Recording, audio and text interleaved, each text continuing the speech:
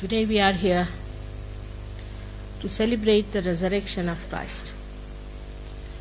Resurrection of Christ has the greatest significance for all the Sahajogis, and we have to understand that He resurrected Himself so that we could resurrect ourselves. The message of His life is His resurrection and not His cross. He bore the cross for us, and we don't have to bear any more. I see lots of people having this drama going on. They are carrying the cross across to show as if we are going to do the job for Christ, as if He has left some work to be done by these people who play a drama. But all this drama is to deceive yourself and to deceive others.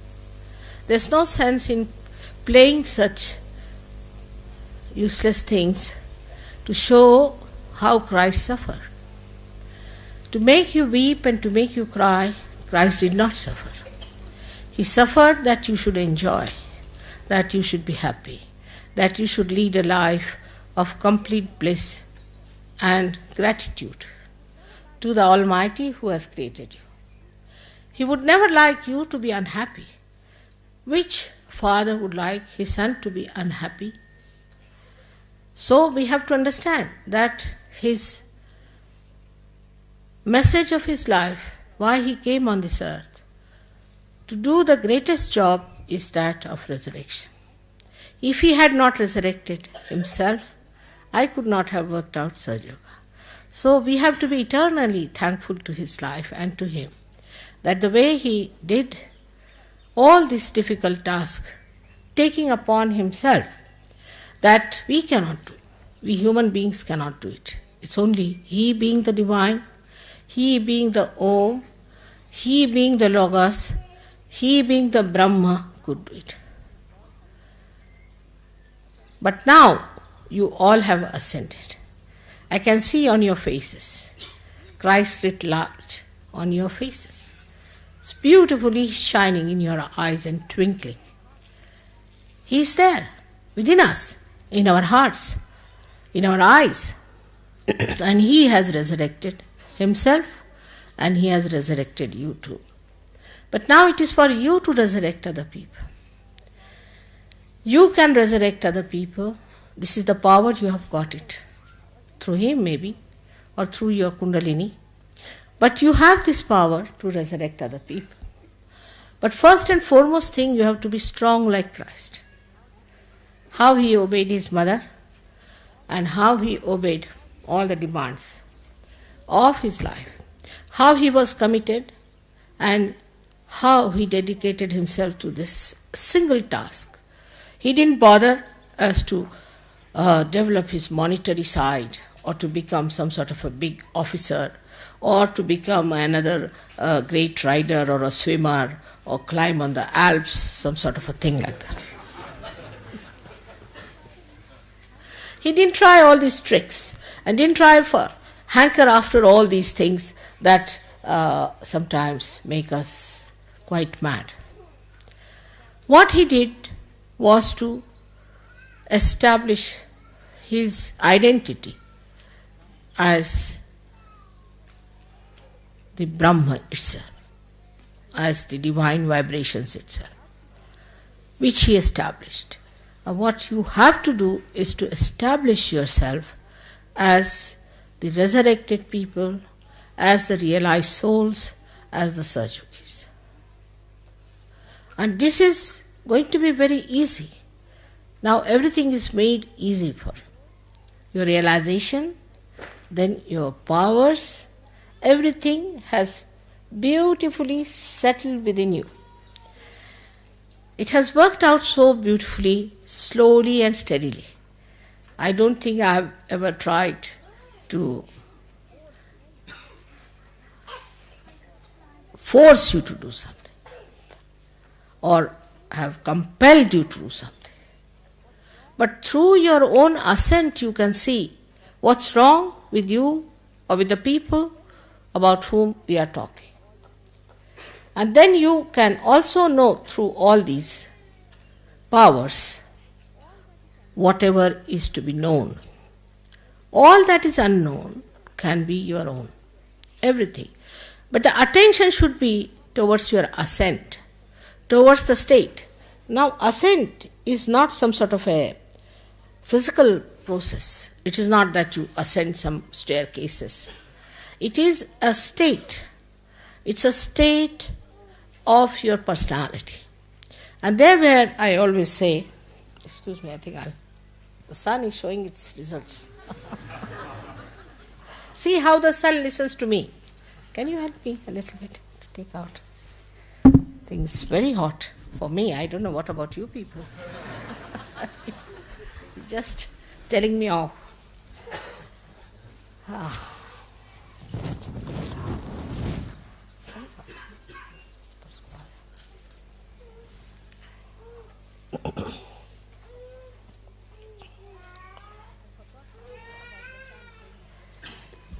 I forgot to tell you about the sun, so he's just troubling me. So I better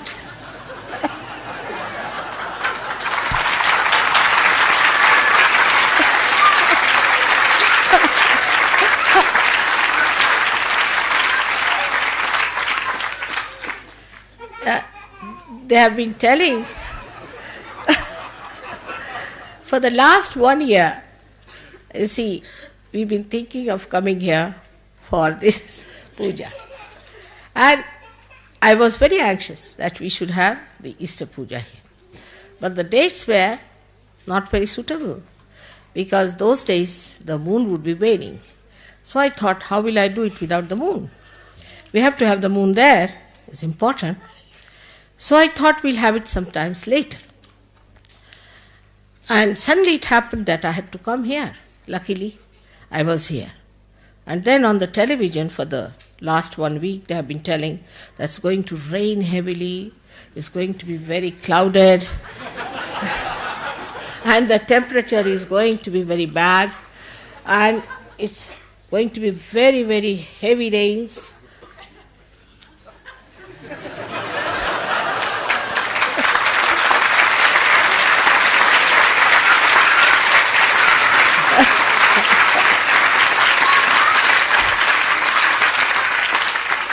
And again, every night, every time they announced about the weather, it was looking even worse every time.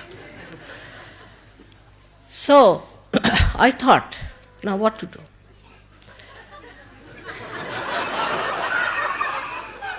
If you ask the clouds to move out, you have to have a tremendous breeze, and that may spoil your tent.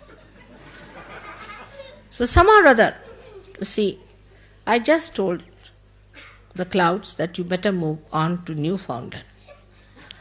Slowly, steadily, not with great speed. And they did it. And then the sun, which was very bright, came out. Early in the morning, I saw him. Red like my sari. So beautiful it was. We were all asleep, but I was awake very early. And I was watching the way it came up, just like my bindi, it came up. I saw it. I said, look at this sun. How obedient, how dedicated, how beautiful. Whatever it is, today is Mother's Puja, you have to have proper light, you have to have proper temperature. So look at the sky, look at everything. And then gradually it became pink like your faces. It's beautiful. It became pink, beautifully pink, and then now it's shining. I'm sorry I should have given full tribute to the sun, the way he has acted. So that's why he's troubling me a little bit, just to remind me. So, as you know, the sun is this Agya Chakra. Christ resides in the sun. And in the body, in the being, he is the spirit. When he is the spirit, he is the moon. And when he acts on the Agya, he is the sun. Now, We have seen in his life that he was absolutely spotlessly immaculate. He had no defects in him. He was a perfect personality. Then why did he want to resurrect? One can ask. What is in his time is the resurrection. His resurrection is like making the way through the Agya Chakra for all of you to pass through it. He was like the gate, or we should say he was the one who opened the gate for all of you. Because he was so perfect, he had no problems as we have of our chakras, our kundalini. He had no problems. But he was the complete compassion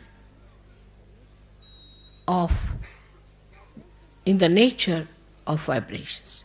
Vibrations became complete compassion. So much so that even when he was resurrected, and even before that when he was crucified, he said that, "Oh God, the Father, please forgive those people because they do not know what they are doing." Such forgiveness, such compassion. And the mother had to watch all that, keeping quiet, because that was the game. That was the thing one has to do. He had to play his game, and he played it so well. So now when we talk about Christ, we have to remember one thing, that he has done all this for us. Now what are we going to do for him? He is the pattern we have to follow. Supposing if that is the pattern we have to follow, then it's not that we carry the cross on our shoulder. That's not the pattern you have to follow. Many people think because he carried the cross, we can carry the cross. Anybody can carry the cross. If you in India, if you give about 5 rupees to a loader, he can carry a cross across. What is so great about it? What is so great in carrying a cross on your shoulder? It's nothing, something great. Any wrestler can do it. Anybody can do it. That's not the point. The point is we have to carry the work of Christ of resurrection. That is what we have to realize. We have to understand the importance of our being, of our life. Like Christ understood that he has come for this great job here. And though he came as a human being, though he came as an ordinary son of an ordinary carpenter, though on this earth he had a body and he lived like other human beings, still he knew what he had to do, he knew what he had to achieve, and he achieved it. I think his was the most difficult task which he achieved and which he furnished it so well that today we are having all the benefits of that. Now, let us see if we have done something for Sahaja Yoga or not. We all should examine ourselves. What have we done for Sahaja Yoga? Not carrying the cross, I mean to say. Some people think when they travel in India and if they carry the luggage of people downward, they are carrying the cross of Christ. That's not the way. It's something very, very serious one has to think about. And that seriousness is how far we have achieved that state. For that, what have we done? And a simple thing I've been asking all of you, you have to meditate every day. All of you have to meditate every day. But somehow, nobody has time to meditate.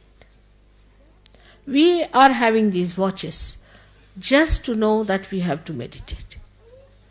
Not for anything else. Our lives are for meditation. You need not spend all your 24 hours, but you have to meditate. Every day you must meditate. If you meditate, your children will meditate. And meditation is such a simple thing for you, made so easy, that all the elements you can see, work it out. All your chakras are made of different elements. And when you clear out with the different style, you know all the methods and the techniques of Sahaja Yoga. With that, when you clear out these chakras, when you clear them out, you are absolutely free, absolutely at that stage where you have to be. But if you do not do this much even, is to meditate, is going to be very, very difficult for me and for you to achieve for which you have come on this earth. It's a tremendous task that I have taken over. I know that. But I know how to do it. And you also know how to do it. But the trouble is, you get entangled into your different conditionings. Now by now you must have realized all these so-called religions, in anybody's name, whether it is in the name of Islam, in the name of Christianity, in the name of Hinduism, in the name of Sikhism, all this is falsehood. It has no truth in it. They have all tried to use it for their own purposes.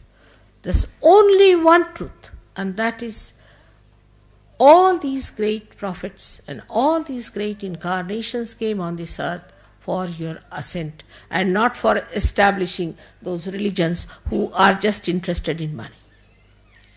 In these religions also you'll find there are people who are either left-sided or right-sided. There are some religions which preach, oh, you should be very, very strict. You should not do this, you should not do that, you should not drink, you should not smoke. There are some who say you should not marry, you should not look at women, you should not look at men. All kinds of restrictions. Even in Hinduism you will be surprised. There are so many restrictions. If you see the amount of superstitions that exist and that are created by Brahmins in India, you will be shocked. For everything there's a superstition. If you walk with your left hand ahead, that means this. If you walk with your right hand, then that means this. If you sit like this, that means that. Everything, they have made a human being into a machine, and there's no spontaneity about it. All kinds of absurdities there are in Islam too. But when we find them in a free place like England, where there's complete left-sidedness, where you can do what you like, still you are a Christian. You drink is all right. You have 10 wives is all right. You have 15 keeps is all right. Anything you do is all right as long as you go to church and pay money. So, there's nothing, you see, especially for the Protestants, that's the religion I was born in, where everything is allowed. Now when we come to this kind of a thing, what is the Christian religion is, then comes to that, if you ask them the road, they'll tell you which way to go. That's Christianity. It's coming to that end. Now, all these religions either are indulging into the right side or onto the left side. Some people like the left side and some people like the right side. I will tell you the story of a priest. I went to see him in Russia. I think I have told it to some people before.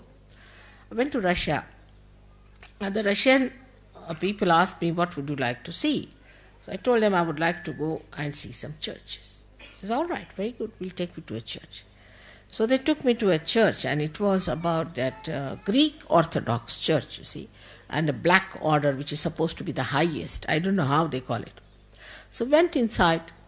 The priest said, all right, today I'm sorry, you see, we cannot offer you meat because our fasting is there, but we'll have lunch. So we had a very sumptuous lunch and all that. But the priest was only busy drinking. Because it was fasting, so drinking is allowed according to them.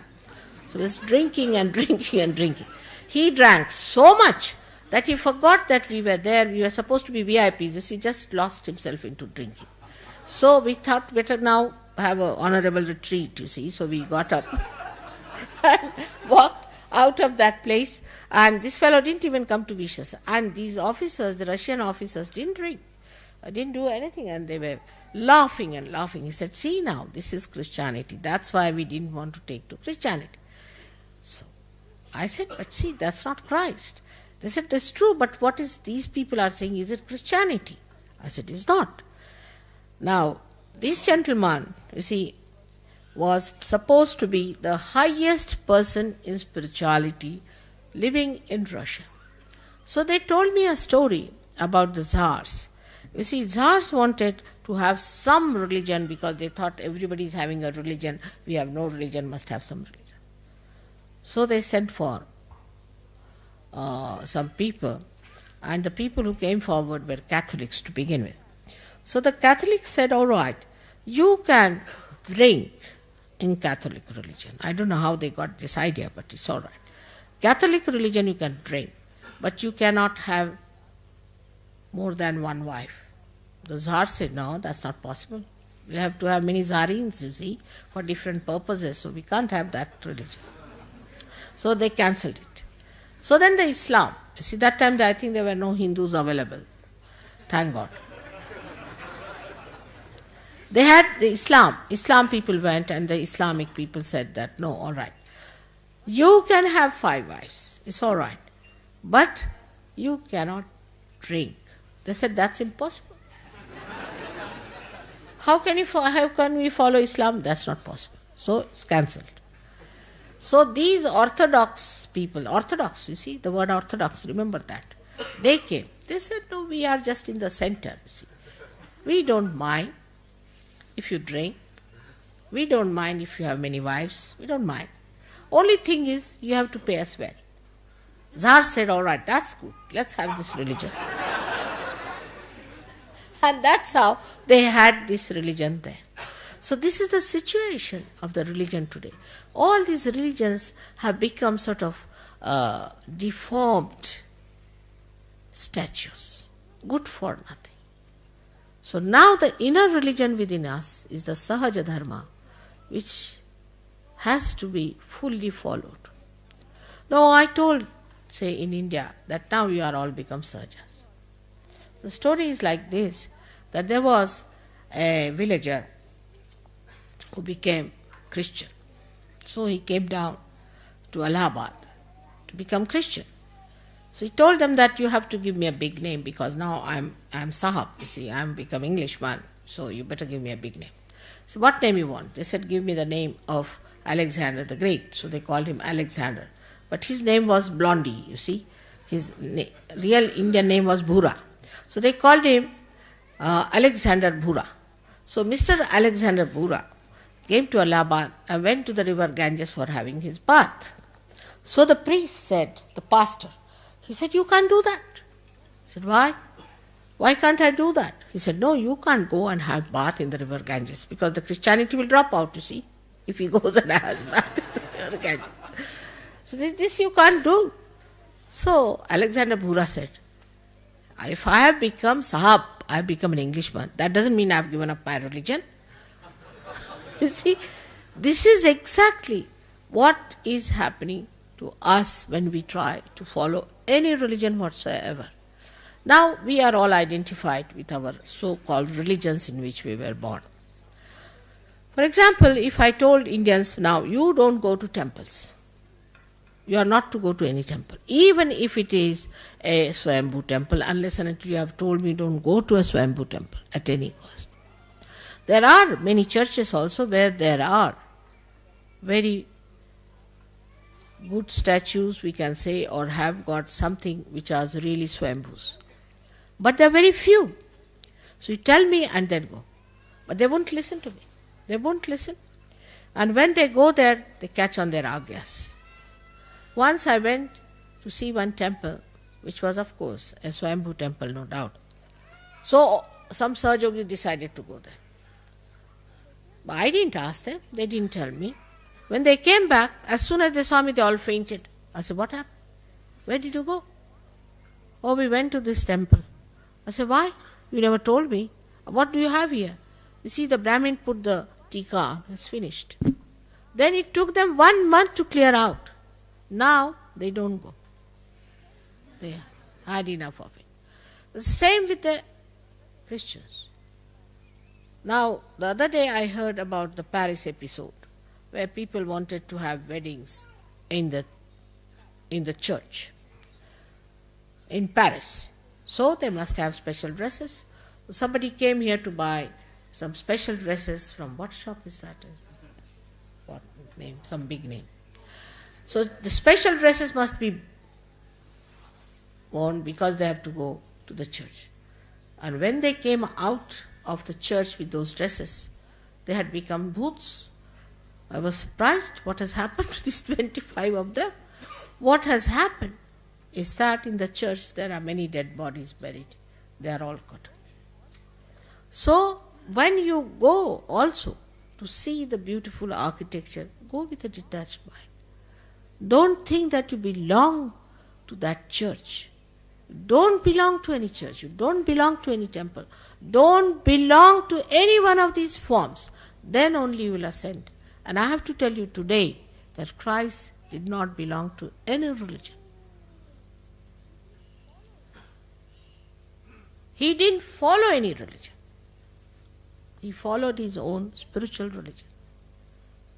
When he went to one church where there were people who were discussing, the Jews, he went there and he was talking to them.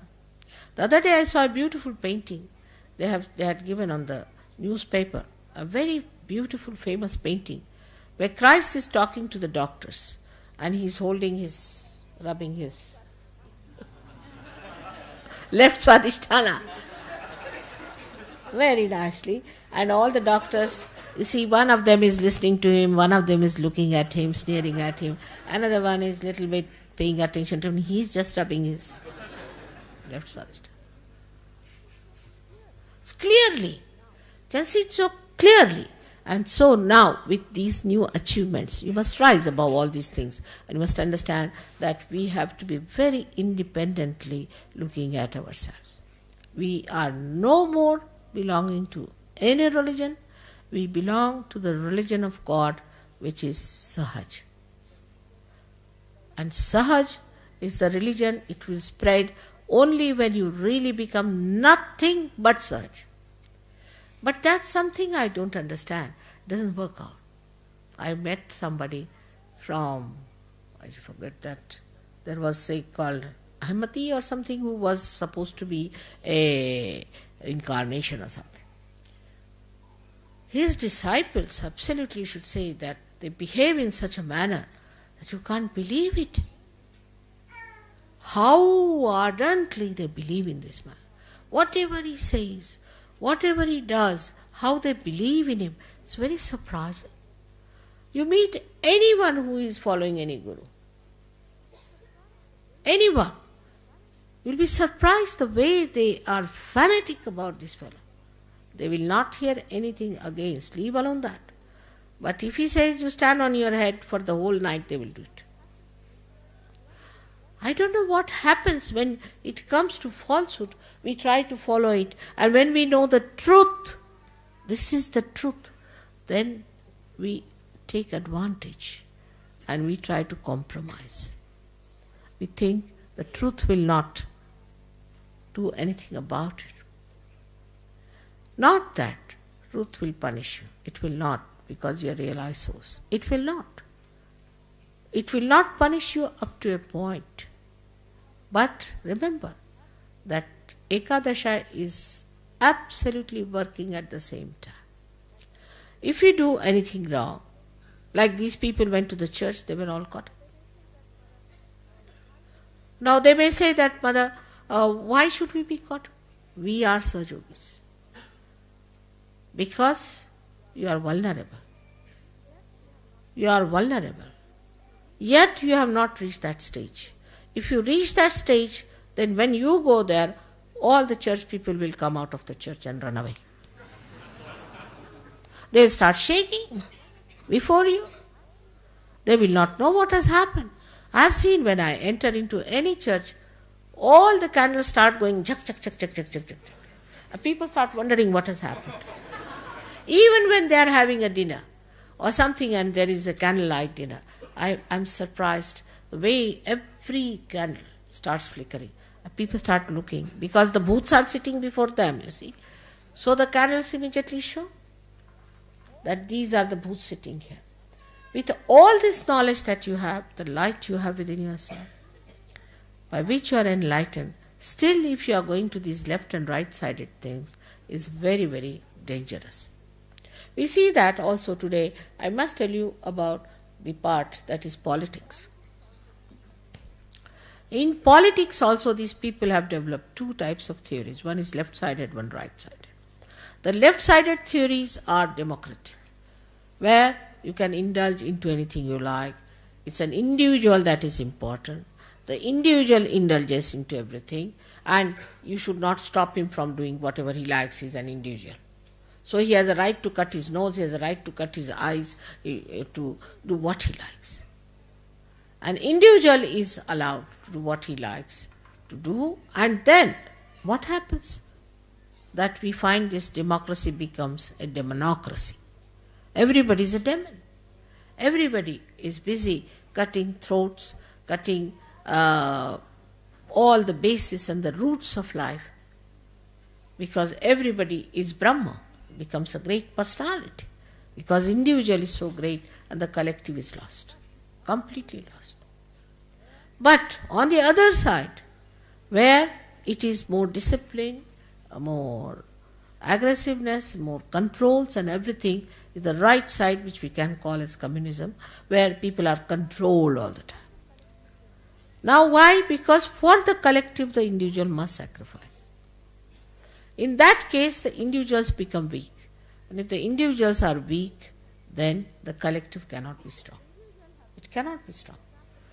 Individuals have to be strong. For example, you'll see that the people who come from communist countries, they drink more than people who can drink here. Or those who come, say, from Islamic countries where they don't touch anything, can drink more than even Sardarjis.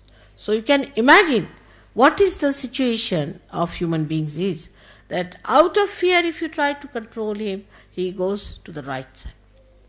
But he is in no way perfected. He is not transformed. He doesn't accept the situation.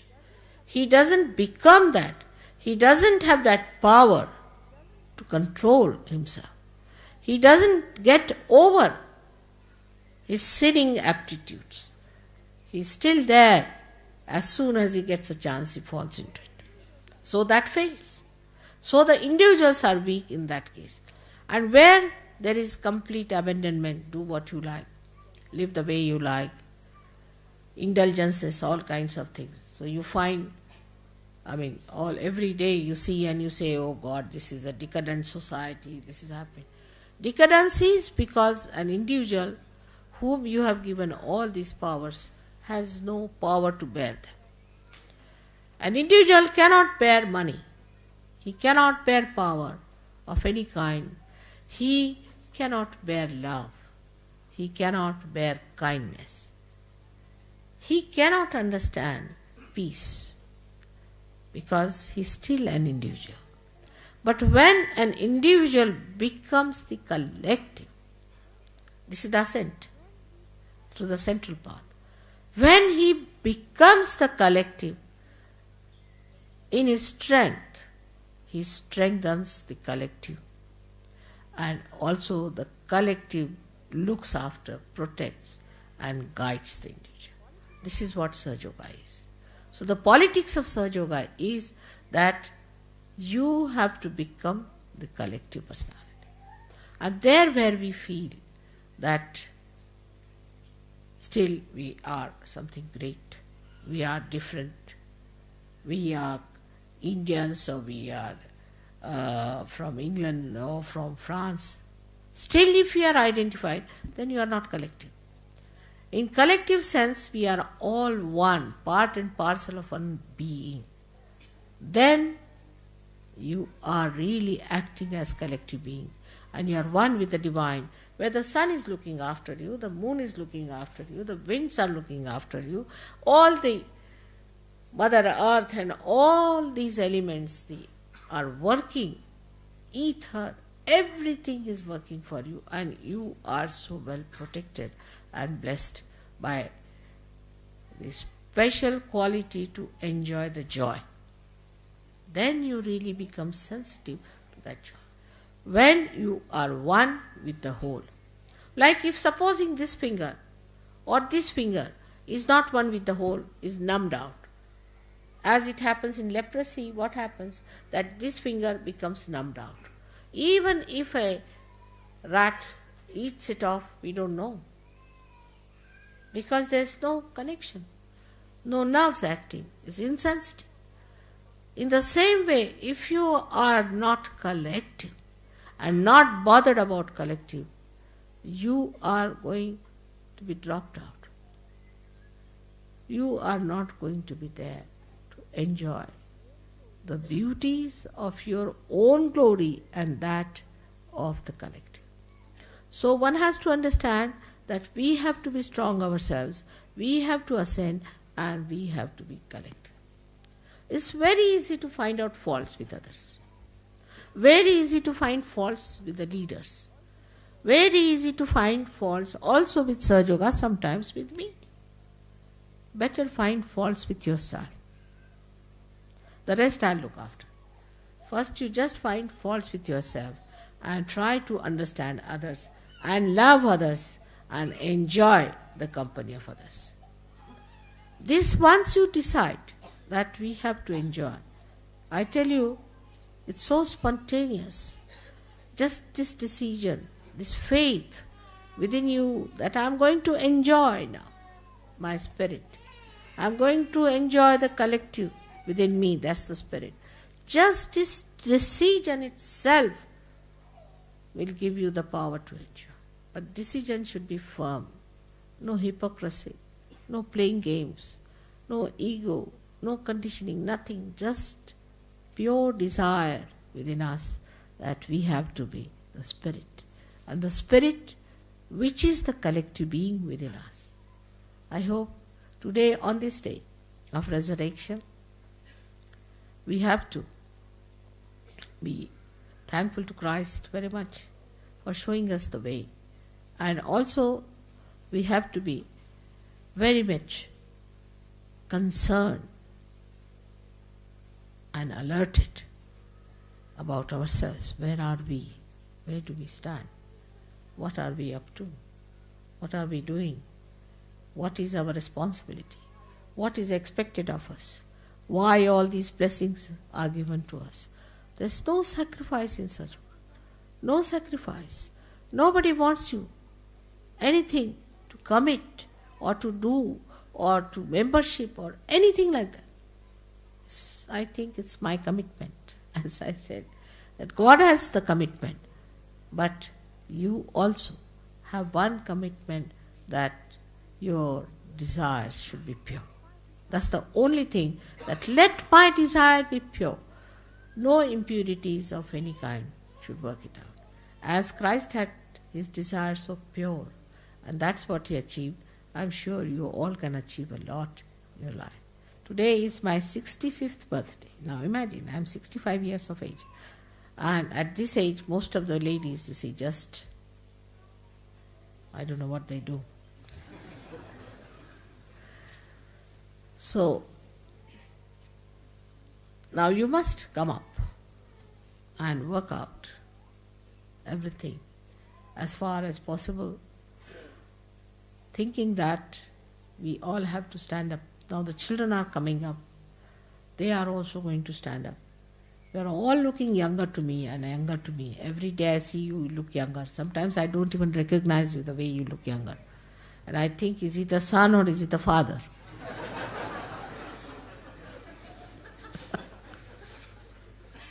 Now, the situation is such that you are all blessed. You've got jobs, you've got everything. And everybody tells me whether this is what has happened, that has happened, everything. Now, so what? These are temptations, be careful. This is not what you wanted. What you wanted is the state of that complete faith within yourself, where you don't have to ask nothing. Everything will work out. Everything will work. It works. That's the point is. So I hope next time when we meet, I'll see even younger people than what I see today. And I'll be able to recognize you. Christ died at a very, very young age. Very young age. It's very young, I must say. But how much he has done for humanity. Nobody could have achieved that much in that small age as he has done. It's remarkable. It's really remarkable. That's what I expect you to follow his footsteps in doing remarkable things. And let me see all of you, every one of you, have to do something great. And today is the day of certain promises. May God bless you for that. And I thank you very much for this birthday of mine.